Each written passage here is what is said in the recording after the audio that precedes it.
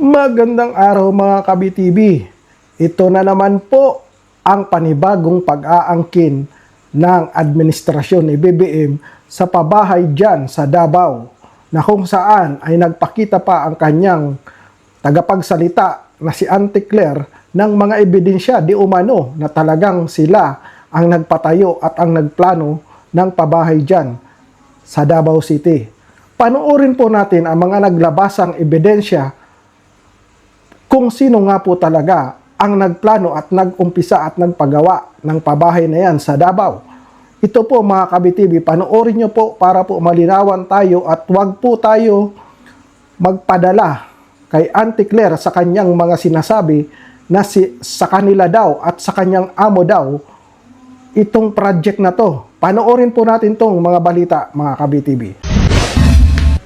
Usa si Maria sa mga nakapuyo sa Peoplesville sa Barangay Riverside sa Kalinan, Davao City, ang pambansang pabahay para sa Pilipino o 4PH program sa gobyerno. Nahimutang kini sa Barangay Riverside sa Kalinan, Davao City. Lakip siya sa first batch sa nakapuyo dinhi. Sumala niya tuig 2017 pa sila sa iyahang anak na usa ka magtutudlo nagsugod og asikaso sa ilahang papeles aron maka-avail sa mong programa. Sa ako ang ma-remember, akong anak magyud ang nag-ano ani diri 2017 pa basta katong ano siya kanang kasagbutan pa ni wala gyud ko nag-expect nga ano gyud siya. Nga tinuod gyud siya kay sige dugay naman gud, imagine mo 2017 unya na hatag ni sa iya is 2024. Kay duman nga gibisita kini ni President Bongbong Marcos ni atong July 28. Si Vice President Sara Duterte daan ang maingon nga nasayod siya sa maong proyekto kay nagsugod kini netong mayor pa siya sa syudad. Yes, I know kasi project namin yan ng mayor ako, diba? So ayoko mag-comment sa kanyang pagbisita. Siguro ang mas maganda ay ipa-comment natin yung mga tao na binisita niya dahil wala naman ako doon nung bumisita siya. So mas maganda tanungin natin yung mga tao na nandun kung ano yung komento nila, ano yung opinion nila sa pagbisita na ni BBM doon. Apan gibarugan sa Malacañang, proyekto kini sa kasamtangang administrasyon.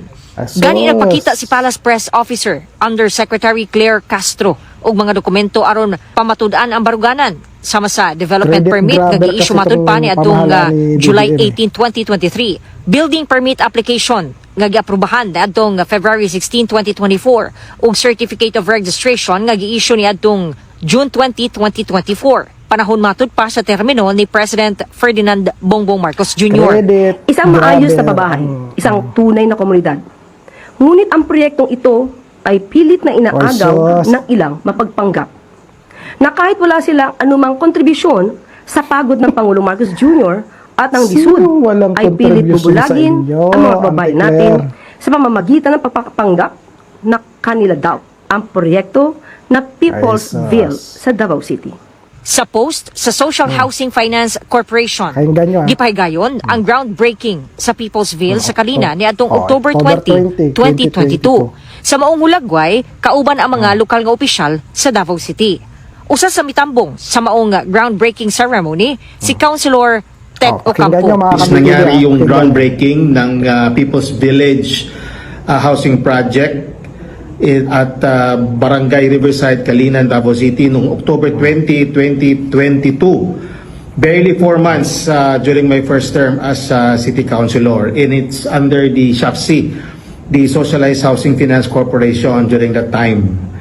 So, yung sinasabi na project ito ni BBM, ewan ko kung paano nangyari yon kasi it's barely 4 months when he became president of the country.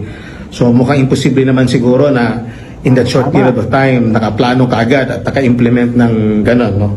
Dugang ni Councilor Ocampo. As far as I can remember, nangyari ang mga planning and all nung panahon ni then Mayor and now Vice President Inday Sara Duterte during the incumbency of his father, former President Rodrigo Roa Duterte. Wala pa'y pahayag ang Malacañang kalabot ni ini. Ang Peoplesville kasamtangang dunay 2,600 units apan duna pay itukod nga mga building. Sa kinatibuk-an 7,200 ang units niini sulod sa 14.6 hectares nga luna. So ayun na nga mga Kabi-TV, napanood nyo na at narinig nyo na mismo sa mga taga Davao na kung sino nga ba talaga ang may proyekto ng nasabing pabahay dyan sa Davao. Maliwanag na maliwanag po mga ka-BTV na plano yan at proyekto yan ni Inday BP Sara Duterte noong mayor pa siya at kasalukuyang president pa ang kanyang tatay na si Tatay Digong. Malinaw na malinaw po at isang konselor nga po ang nagpapatunay nito na talagang sa mga Duterte na proyekto ito. At sabi niya nga po, 4 na buwan pa lang bago maupo ng presidente itong si BBM, posible naman po na nakaplano agad sila at naipatayo agad yung pabahay na yan sa Davao City. Wala po talaga tayong aasahan sa gobyerno na to dahil talaga pong credit grabber po talaga ang gobyernong Marcos na to. Nakita nyo po yung tulay. Nung una, sinabi na naman nila, proyekto ni BBM. Nang nagiba, hindi daw nila proyekto. Nakita nyo na po yung ginagawa ng Claire Castro na to. Talagang niloloko ang sambayan ng Pilipino, papaniwalain na talagang sa kanyang amo ang proyektong pabahay dyan sa Davao. Na samantalang, malinaw na malinaw sa balitang napanood natin mga ka-BTV, kahit na Bisaya, maiintindihan po natin na talagang proyekto ng Duterte noong mayor pa si Inday BP Sara Duterte. Malinaw na malinaw po. Kahit po nagpalabas po itong si Auntie Claire ng mga ebidensya niya daw di umano na sa kanila ang proyekto, malinaw na malinaw po. Sa groundbreaking pa lang ay nasa 2017 pa. O, sino po ba yung president nun? At mayor pa po nun, si Inday BP Sara Duterte, mga ka-BTV.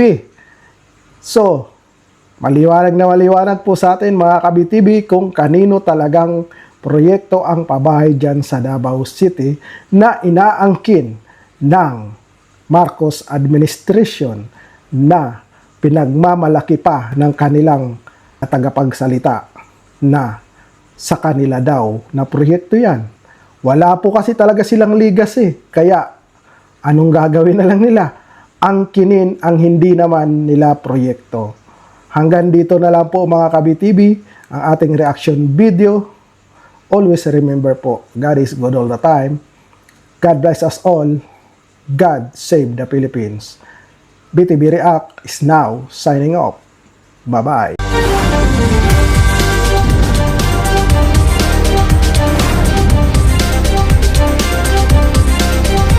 Thank you so much. BTV friends, please subscribe, like, comment and share.